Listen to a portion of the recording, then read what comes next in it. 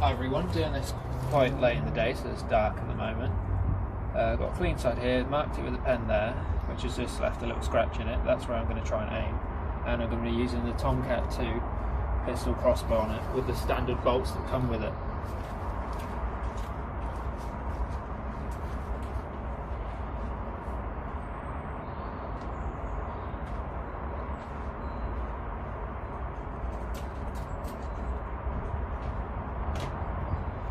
Here we go.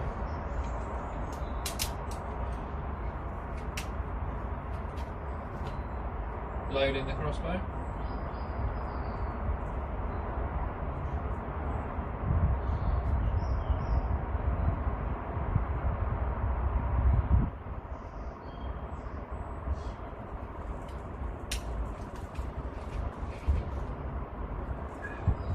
And 3, 2.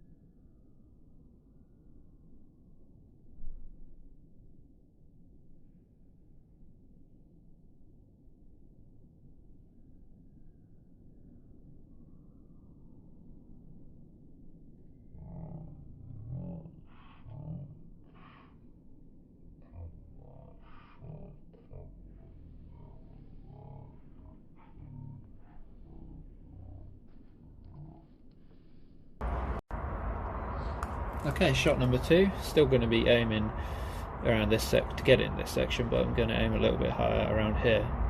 So that last shot skimmed the chair and actually got stuck in there. So I'm going to have to get that back out later with some pliers. But here we go, shot number 2.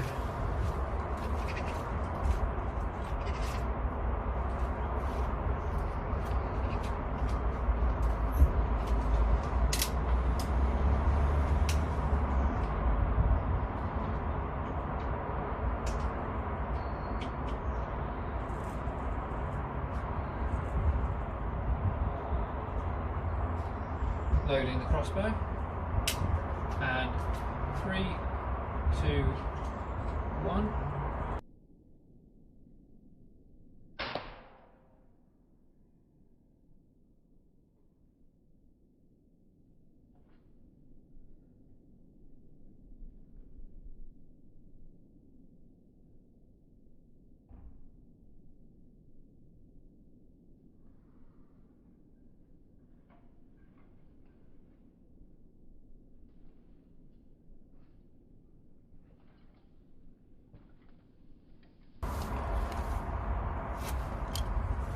What do we have here? Let's have a look. Okay, so that looks like it just penetrated the gel and then either bounced off or got the very tip stuck in the coconut. I'll just stop the video and play it on standard speed so I can find that and show you it. Okay, we're back on standard video mode now. Let's get a close-up of that. So I haven't moved the bolt yet or anything. So as you can see, as it went into the gel, it's made a big split here as it's pushed it all apart, because this gel's quite tough, so I guess the split's easier than the soft stuff. It just takes more to do so. So, big sort of wound channel there. I doubt that would happen on actual tissue. And then as it goes in, you can see that the tip has barely reached the coconut, but it is going through about 2 inches of gel before it actually reaches it.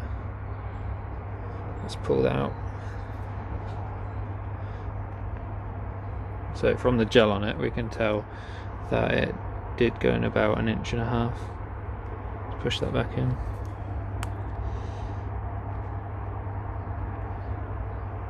Yep.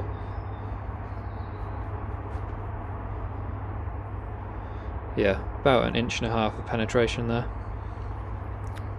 So we know from this test that from this angle it won't have enough power to reach and damage the coconut.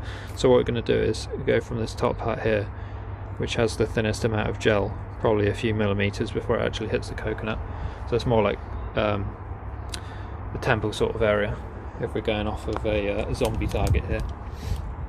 I'll just set this camera back up and take our third shot on the soft area. And I'm going to be using the same bolt for all 3 tests.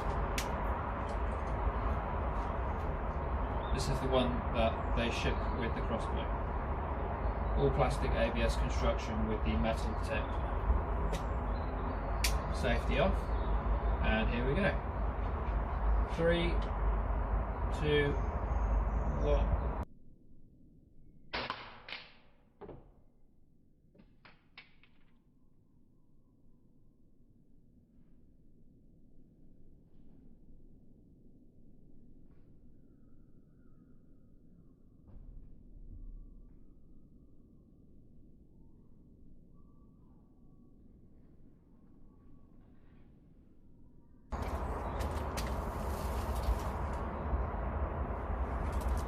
Well, that was an interesting test.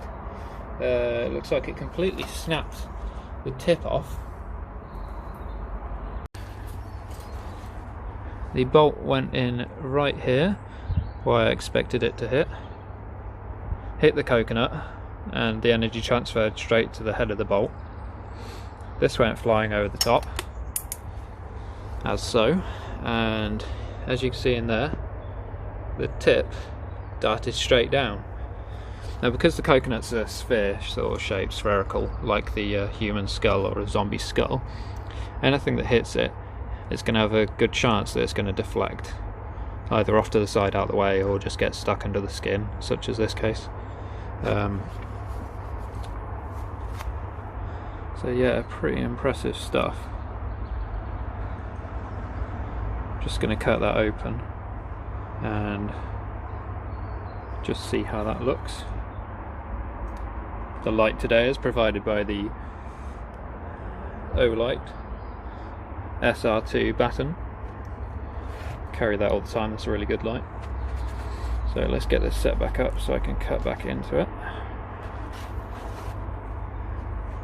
Bit of a spur of the moment video today, because I know it's getting dark and I was just like, yeah, parents want this thing out of the fridge, so it's got to go.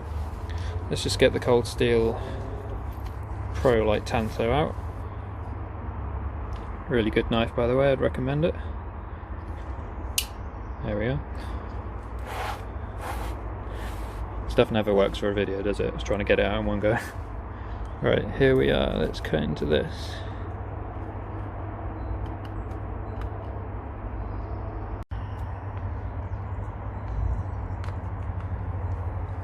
There we go. So I'm looking through the viewfinder. One crossbow tip, and I could confirm that the plastic is still in there. So the plastic broke, it didn't just fall off. There you are.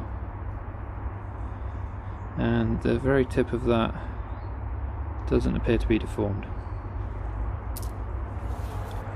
But what did it do to the coconut is the question, and would multiple shots actually damage it? So in a second I might shoot some more into the same area and see if you'd have to use multiple shots to kill a zombie, because that is what we're testing for here. In a perfect world we'd want a one-shot kill on a zombie, but in this case it's going to take a couple.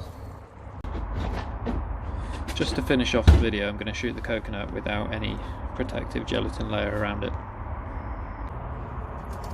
I have a modified bolt that I made so it would work with the safety on this thing. So I'm going to be using this thing here. I'm going to be shooting straight at the coconut. There's already a small sort of hole here. It doesn't go all the way through, so hopefully I can hit that part there.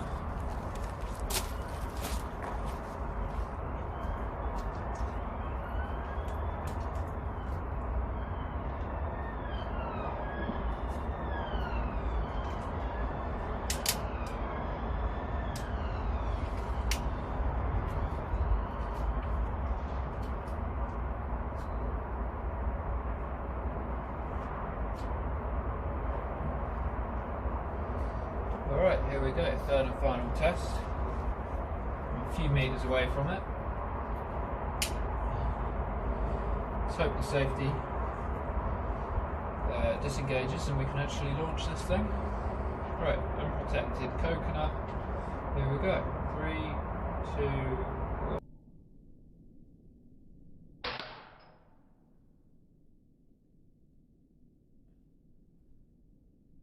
That's about an inch in there. These ones obviously a bit heavier than the ABS type. I believe they are anyway. They're aluminium, so they're made to be light, but still strong, of course. Now, I don't know if I'm going to be able to pull the tip out of this or not. Let's see if we can give it a try. Get these wooden blocks out of the way.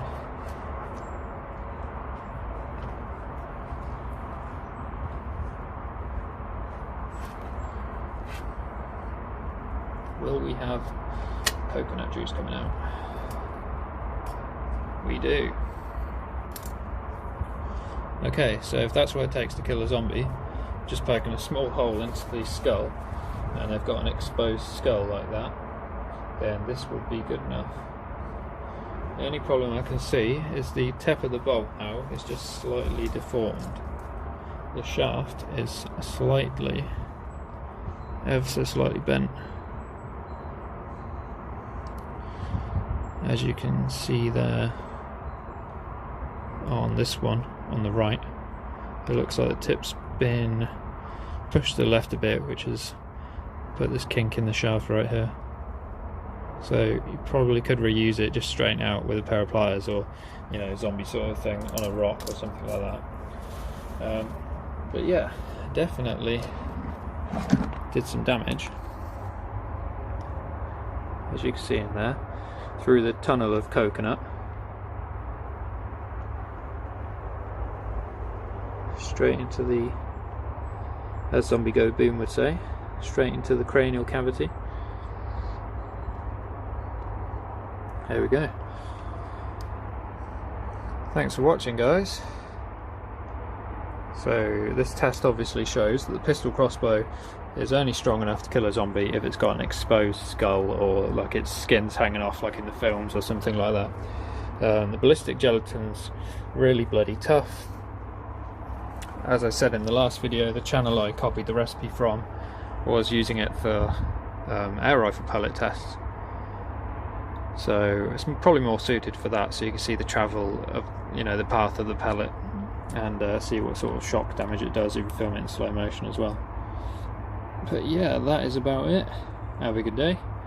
That is it for the coconut and gelatin ballistic tests for now, until much further in the future when I decide what else to shoot with them. Thanks a lot for watching, and have a good day.